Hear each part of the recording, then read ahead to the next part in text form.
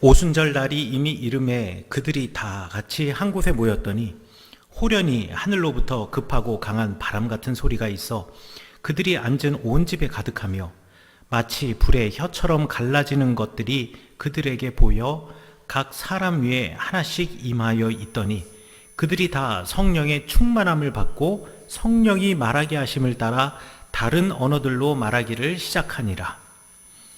베드로가 이르되 너희가 회개하여 각각 예수 그리스도의 이름으로 세례를 받고 죄 사함을 받으라. 그리하면 성령의 선물을 받으리니 이 약속은 너희와 너희 자녀와 모든 먼데 사람 곧 주 우리 하나님이 얼마든지 부르시는 자들에게 하신 것이라 하고 또 여러 말로 확증하며 권하여 이르되 너희가 이 패역한 세대에서 구원을 받으리라 하니 그 말을 받은 사람들은 세례를 받음에 이날에 신도수가 3,000이나 더하더라. 아멘. 사실 오늘 설교의 본문 말씀은 사도행전 2장 전체라고 말할 수가 있습니다. 그런데 우리 너무 길기 때문에 제가 2장의 맨 앞부분과 그리고 뒷부분 이렇게 저희가 성경 말씀을 읽었는데요. 성경의 내용은 이렇습니다. 오순절에 제자들이 다 함께 한 곳에 모여서 기도를 하고 있었습니다. 예루살렘을 떠나지 말라라는 주님의 명령을 붙들고 그 명령에 순종하여서 지금 모두 예배드리고 기도하고 함께 모여 있는 것입니다. 장소는 아마 사도행전 1장에 나와 있는 말씀을 통해서 보건대 마가의 다락방이었을 것입니다. 다락방이라고 번역이 되어 있지만 사실 돌로 되어 있는 집의 2층 방이라고 여러분들 생각하시면 되겠습니다.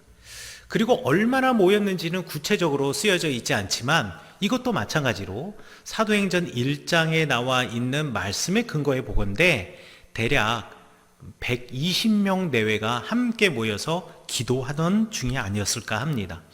바로 그때 급하고 강한 바람 같은 소리가 들렸습니다. 그러더니만 우리 성경에 나와 있는 것처럼 불의 혀처럼 갈라지는 것들이 제자들 각각에게 임했습니다. 불덩어리가 내려오는데 이것이 막 갈라지면서 각각의 불이 모든 제자들의 머리 위에 그 불이 있어서 각 사람들이 드디어 방언으로 기도를 하기 시작합니다. 그 주변에 외지에 많은 사람들이, 그러니까 오순절이라고 불려지는 77절을 지키기 위해서 정말 많은 유대인들이 모였을 겁니다. 그런데 그 많은 유대인들, 세계 각지에서 모였던 유대인들이 그 기도하고 말하는 그들의 모습을 보면서 깜짝 놀랍니다. 깜짝 놀라는 이유는 그들이 서로 자기네의 말, 그러니까 외국어로 기도를 하기 시작했던 것이죠. 그리고 난 다음 베드로가 성령을 받은 다음에 사람들에게 이제 그 집을 나서서 그 다락방을 나서서 대중 앞에 나아가 유대인들에게 그리스도 예수의 복음을 전합니다. 왜 예수님이 하나님의 아들이신가? 왜 예수님이 그 하나님 그분이신가? 왜 하나님께서 이 땅에 오셨는가? 왜 예수 그리스도께서 우리를 위해서 돌아가셨는가? 이것들을 담대하게 전하게 되지요. 이 말씀을 듣고 무려 3,000명이나 되는 사람이 세례를 받고 주님께로 돌아왔다라는 이야기가 사도행전 2장에 나와 있는 내용입니다. 우리 이 말씀, 이 사도행전 2장의 내용을 통해서 우리 몇 가지를 살펴보고자 합니다. 제자들은 어떻게 성령을 받았을까요? 제자들이 어떻게 성령을 받았습니까? 제자들이 성령을 받은 이유는 어떻게 성령을 받았는가 하면 예수님의 말씀에 순종해서 예루살렘에 남았기 때문에 성령을 받을 수가 있었습니다. 예루살렘에 남는다라는 의미는 이미 여러분들 지난주에 제가 말씀드렸지만 다시 한번 여러분들 생각, 기억을 일깨우기 위해서 제가 말씀드리자면요. 예루살렘에 남는다라는 것은 죽음에 직면하는 것이고 고난과 두려움에 직면하는 것입니다. 예수님께서 십자가에서 돌아가시고 아직도 많은 사람들이 그 예수님을 잡기 위해서 그리고 예수님을 따라다니는 사람들을 체포하기 위해서 많은 사람들이 눈에 불을 켜고 있는 이 상황에서 예루살렘을 떠나 어디 갈릴리로 가서 그곳에서 예수님을 기다리거나 그곳에서 성령을 기다리는 것이 아니라 우리 주님께서는 예루살렘에서 기다리라고 했습니다. 그 예루살렘에서 기다리라고 하는 의미는 무엇인가요? 두려움, 고난, 그리고 어떠한 심지어는 그것이 죽음일지라도 그것 직면하여서 그것과 맞서 싸울 때에 하나님께서는 우리에게 강한 날개를 주시고 우리를 그것을 이길 수 있는 넉넉한 힘을 주신다라는 약속을 하셨기에, 그리고 그 우리의 삶에 주님의 독수리 같은 날개가 생겨나는 것을 경험케 하기 위해서 우리 주님께서는 예루살렘을 떠나지 말라라고 말씀하신 것입니다. 그리고 그렇게 죽음과 고난과 두려움과 맞섰을 때 결국 예수님께서 말씀하신 것처럼 예수님께서 약속하신 대로 제자들은 성령을 받았습니다. 그럼 이렇게 성령을 받은 제자들은 어떻게 변하였습니까?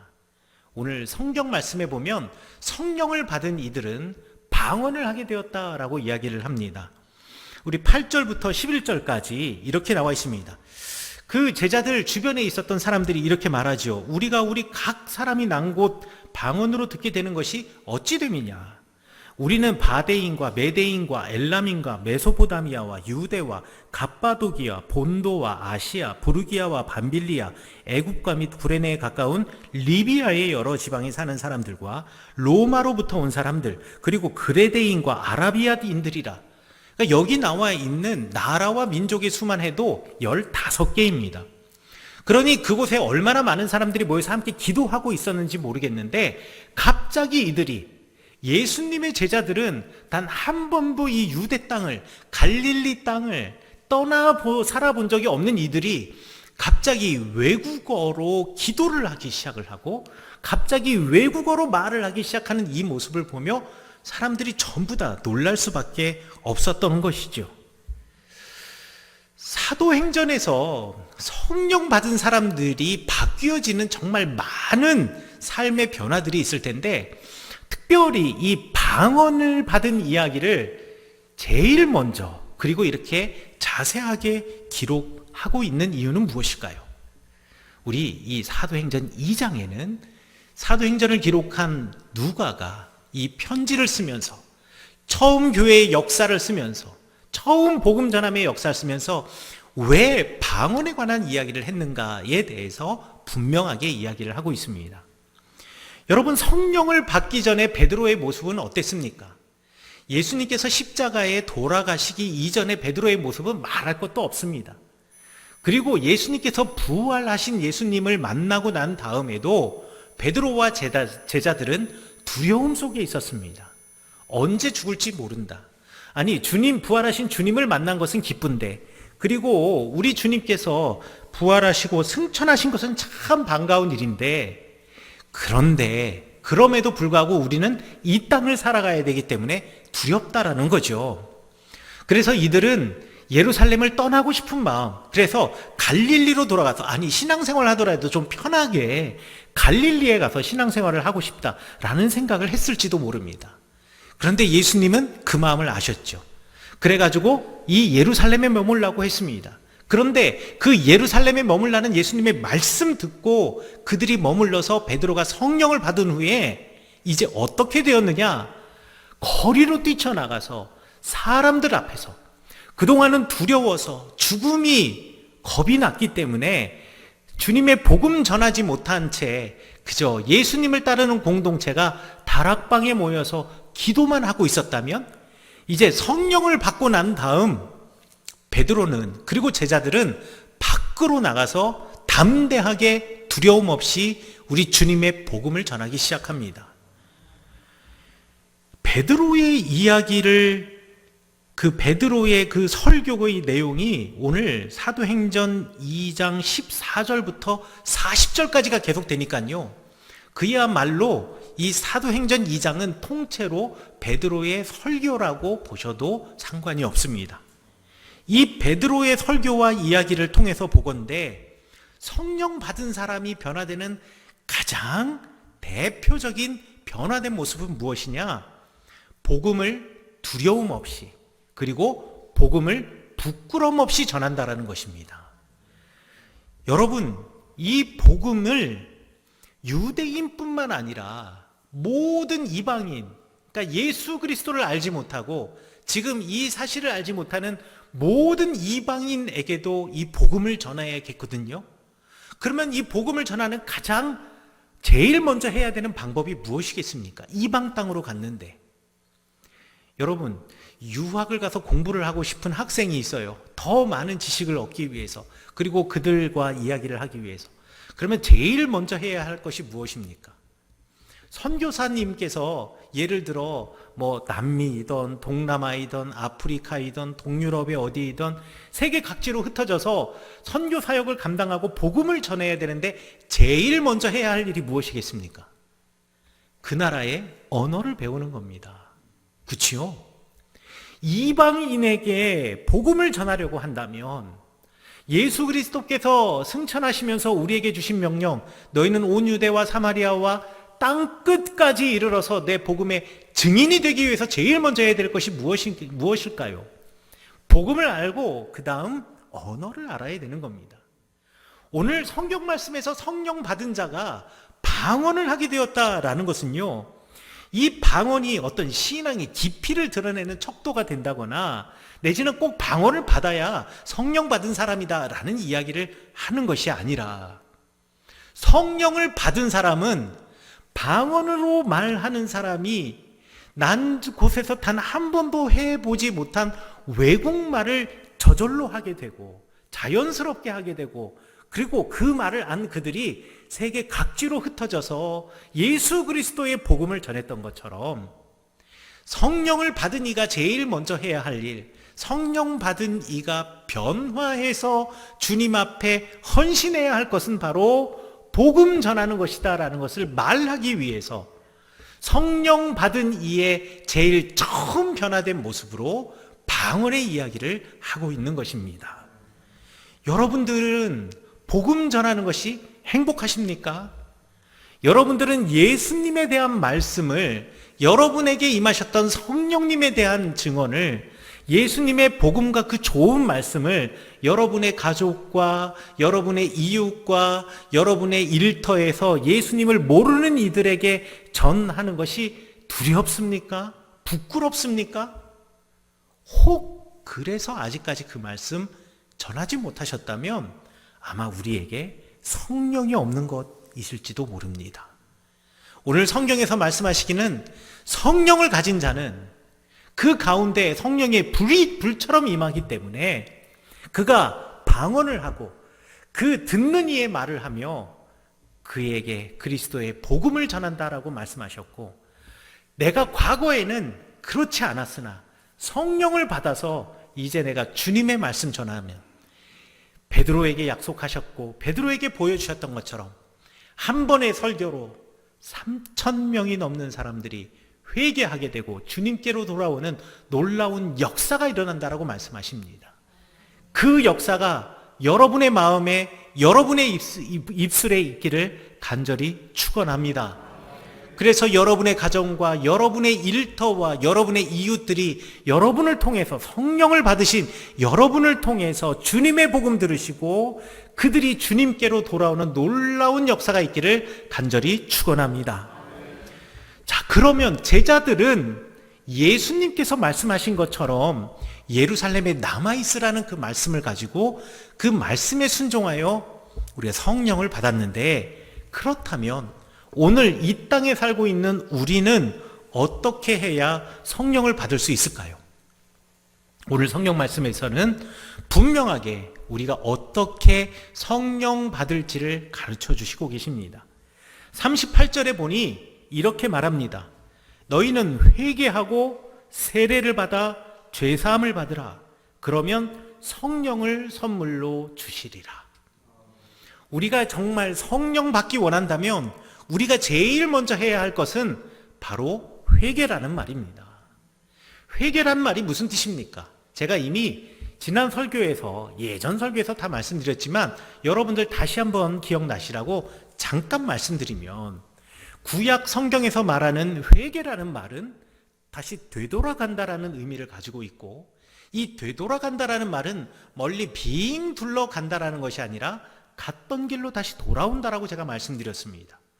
그리고 이것이 뜻하는 것은 내가 하나님께 범죄한 것이 있다면 내가 하나님과 1대1로 기도하며 이 문제를 해결해야 하겠지만, 내가 혹 우리 이웃에게 잘못한 것이 있다면 먼저 그에게 가서 용서를 빌고, 혹시 다툰 것이 있다면 먼저 가서 화해를 하고 그 문제를 해결한 후에, 주님, 내가 이렇게 부족한 사람입니다. 주님, 내가 이렇게 주님 앞에서 늘 범죄한 사람입니다. 저를 용서하여 주옵소서라고 할 때 주님께서 우리에게 주시는 은혜가 회개와 죄사함이라고 제가 말씀드렸습니다. 이것이 구약 성경에 나와 있는 회개의 참 의미입니다. 그리고 이 신약 성경 그리스어에서는 회개라는 말을 이런 말로 사용합니다. 그리스어로 메타노이아라고 이야기를 하는데요. 이 메타노이아라고 하는 말은 실제로 그리스어 메타와 그 다음에 노이아라고 하는 두 개의 말이 서로 붙어서 만들어진 말인데, 메타라는 말은 요즘 유행어죠. 메타인지, 메타과학, 메타 심지어는 인문학 해가지고 메타라는 표현을 쓰는데, 경계선 이런 것들을 초월하여 넘는다라는 의미를 가지고 있어요. 메타라는 의미는. 그리고 노이아라고 하는 의미는 어떤 의미를 가지고 있냐면, 우리가 알고 있는 암, 지식, 이해 이런 것들이 바로 노이아입니다. 그러니 회개라는 말이 가지고 있는 그 그리스어의 원래 어근을 따라서 그 뿌리로 돌아가 보면, 회개라는 말은 어떤 뜻이냐? 그리스어로는 내가 지식으로 알고 있는 것, 우리가 가진 이해를 초월하고 넘어서는 것이라는 뜻을 가지고 있고요. 우리 주님께서는 우리가 가지고 있는 지식, 우리가 가지고 있는 세상에 대한 이해를 뛰어넘어 계신 분이라는 것을 우리가 인정하고 그 앞에서 우리가 낮아지는 것, 이것을 가지고 우리는 회개다라고 그리스어 메타노이아는 가르쳐주고 있는 것입니다. 사람들은 말이죠, 저마다 자기의 기준을 가지고 살아갑니다. 그리고 자기가 아는 만큼 말하고, 자기가 아는 만큼 행동하고, 자기가 아는 만큼 판단합니다. 그리고 자기의 지식을 뛰어넘게 되잖아요. 그러면 그런 게 있어? 라고 해서 알고 싶은 마음이 드는 사람도 있지만, 많은 사람들은 내 지식을 뛰어넘으면 세상에 그런 게 어딨어? 라고 이야기를 하죠. 하나님이 하시는 일을 보십시오. 얼마나 우리가 생각하기에는, 아니 세상 사람들이 보기에는 허무맹랑한 이야기들이 많습니까? 그 수많은 기적들, 이 기적들이 오늘에도 빈번하게 다시 일어났으면 내가 주님 믿겠는데, 그러나 여러분들, 일상 속에서 빈번하게 일어나는 일을 우리가 기적이라고 말하지는 않지요. 그런데 우리는 우리의 지식과 우리의 암과 우리의 이해를 뛰어넘으면 사람들이 그것을 거부하거나 그것을 믿지 않으려고 합니다. 이것은요, 아직까지 내 안에 내가 살아있기 때문에 그렇습니다. 내 안에 내 자존심, 내 안에 내 생각, 내 안에 내 기준이 살아있기 때문에 나를 뛰어넘는, 내 생각을 뛰어넘는 것들이 내게 돌아오면, 내게 들어오면 배척해내는 것이죠. 그러나 회개라는 것, 주님께로 돌아간다라는 것은 나의 생각과 기준과 가치관과 이 모든 것들을 내려놓고, 이 말을 우리말 성경 복음서에서는 내가 내 십자가를 지고 나는 이제 죽고 이제 예수님과 더불어 새롭게 살아가는 삶. 그러니 내가 내 생각을 다 비워내게 되면 내 마음속이, 내 생각이 텅 빈 공간이 되겠죠. 그 텅 빈 공간, 회개한 자가 얻을 수 있는 그 텅 빈 공간이 있어야 우리 성령님이 그 공간에 들어오셔서 우리를 가득 채우신다라는 것입니다. 그러니 우리가 성령을 받으려면 우리가 회개를 해야 합니다. 우리가 내가 알고 있는 지식, 내 생각을 뛰어넘어서 성령님이 인도하시는 대로 살아가면서 나를 비워내고 내 생각을 덜어내게 되면 비로소 그 자리에 성령님이 가득 차시게 됩니다. 그렇게 성령님이 가득 차게 되면 어떻게 되느냐? 오늘 사도행전에서 말한 것처럼 우리가 그 성령님 때문에 복음을 전하게 되는 것이죠. 사랑하는 성운교회 성도 여러분, 여러분들 성령 받기를 원하십니까? 성령 받기 원하신다면 여러분들 회개하셔야 합니다. 여러분들 주님께로 여러분의 삶을 완전히 돌아서셔야 합니다. 여러분의 생각을 덜어내고 여러분들의 마음을 비워내고, 그리고 그동안 내 가운데 있었던 나의 기준과 나의 아집과 고집과 모든 생각들을 예수 그리스도와 함께 십자가에 못 박고 죽여야 합니다. 그리고 그 죽음 뒤에 부활을 경험함으로 그 빈 공간에 예수 그리스도의 영, 하나님의 영, 성령이 가득함으로 우리가 비로소 성령 받을 수 있습니다. 여러분, 예수 그리스도의 복음을 전하고 싶으십니까? 성령 받으셔야 됩니다. 성령이 함께 하신다면 여러분들 그 성령이 우리 가슴 속에 불타기 때문에 예수 그리스도의 복음을 전할 수밖에 없습니다. 예레미야 선지자는요, 하나님의 말씀을 전하다가 불의하게 고난을 당하고 고통을 당하고 감옥에 갇히기도 했습니다. 그럴 때마다 예레미야 선지자는 하나님께 강력하게 그리고 간절하게 기도했습니다. 주님, 내가 주님 말씀 전하기 싫습니다. 주님 말씀 전할 때마다 이렇게 고통을 받는데, 주님 말씀 따라 살 때마다 이렇게 고난을 받는데 내가 어떻게 주님 말씀 전할 수 있겠습니까? 라고 불평을 하지만 그 불평 뒤에 곧바로 무엇이라고 고백하냐면, 주님, 그러나 주님의 말씀이 내 뼈를 부러뜨리고 뼛속에 스며들어서 내게 뜨거운 가슴으로 그냥 말하게 하니 내가 주님의 말씀 전하지 않고는 버틸 수가 없어서 내가 전합니다. 라고 예레미야 선지자는 스스로를 고백합니다. 이게 바로 성령 받은 자의 삶입니다. 여러분, 신앙생활을 하면서 혹시 고난 가운데 있으십니까? 신앙생활을 하는데 어려움이 있으십니까? 여러분 주변에 그런 사람들 있으십니까? 여러분, 그 고난 앞에 마주 서시기 바라겠습니다. 예루살렘을 떠나지 마시기 바라겠습니다. 그러면 성령 받으실 수 있습니다. 여러분, 회개하시기 바라겠습니다. 여러분의 마음을 비워내시기 바랍니다. 그러면 성령 받으실 수 있습니다. 그러면 여러분들이 성령이 이끄시는 삶을 살아갈 수 있습니다. 그리고 여러분의 가정과 여러분의 이웃과 여러분의 일터에서 만나는 모든 이에게 생명의 말씀, 그리스도의 복음을 전할 수 있습니다. 2022년 이 복음을 전하심으로 우리 교회가 가득 차고, 여러분 이 복음을 전하심으로 여러분의 가정에 복음이 가득 차고, 이 복음을 전하심으로 여러분의 일터와 여러분이 처한 이웃과의 관계 속에서 그리스도 예수만이 영광이 빛나고, 그리고 그리스도 예수의 복음이 편만하여 이 땅이 하나님의 나라, 예수의 나라가 되기를 간절히 축원합니다.